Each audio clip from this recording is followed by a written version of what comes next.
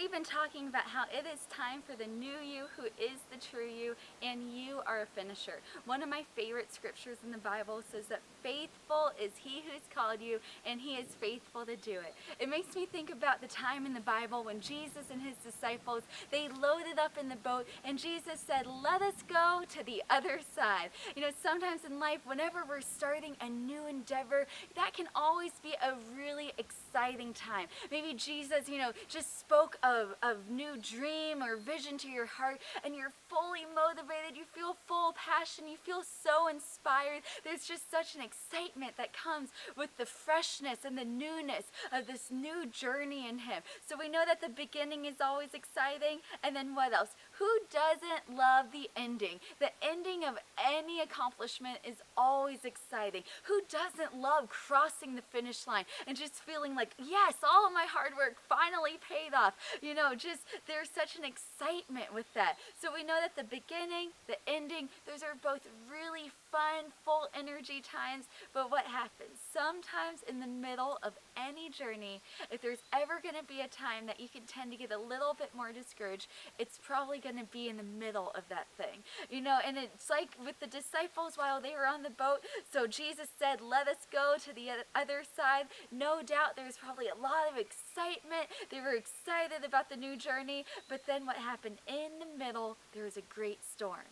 And the winds began to blow. The waves began to beat against the side of the boat. And the disciples, they became intimidated. They became discouraged. They became fearful. They went and they woke up the master. They said, Master, don't you even care? Here we are. We're perishing. No doubt they probably thought there was no way we're going to make it to the other side. Look what's going on here. They were fully discouraged. But Jesus, he woke up calm, cool, collected. He woke up full of peace, and he stood up and he spoke to the storm, and instantly there was a great calm. Then he turned and he looked at his disciples and he asked them this question. He said, where is your faith?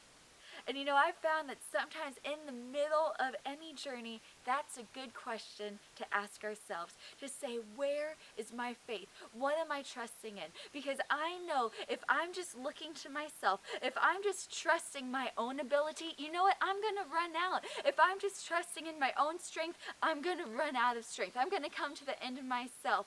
But we need to say, where is my faith? That we can fully deposit and just fully thrust all of our trust in the faithful one, the one who has called you and the one who's faithful to complete what he started in your life. Because, like the disciples in the middle of the journey, they became so intimidated by the situation and the circumstances that they even doubted God's love for them. They even doubted if Jesus even still cared.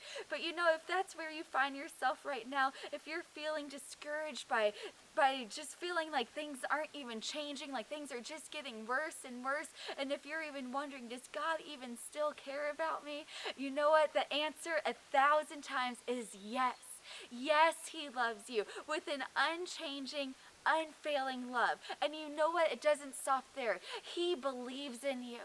He believes in you. He's the one who called you. He chose you. He hand selected you out of the crowd. And he's the one who, on purpose, he deposited that dream and that vision on the inside of you. God did it. He's the author of it. He has full confidence in you, and he loves you.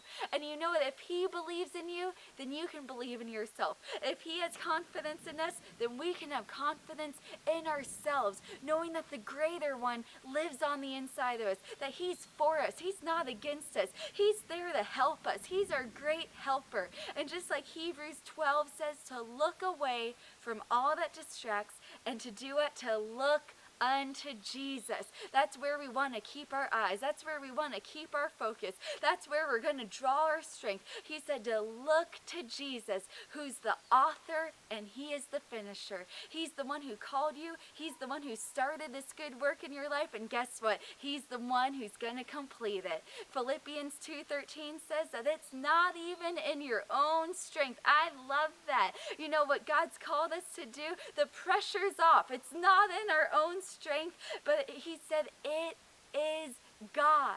But it is God. It's not in our own strength, but it is God, who is all the while effectually at work on the inside of you. If we will just place our faith and our trust in him, you know, he will daily supply you with just a refreshment. He will give you such a source of energy. He will energize, refresh, and strengthen you because he is the greater one and he believes in you and he's for you and he loves you.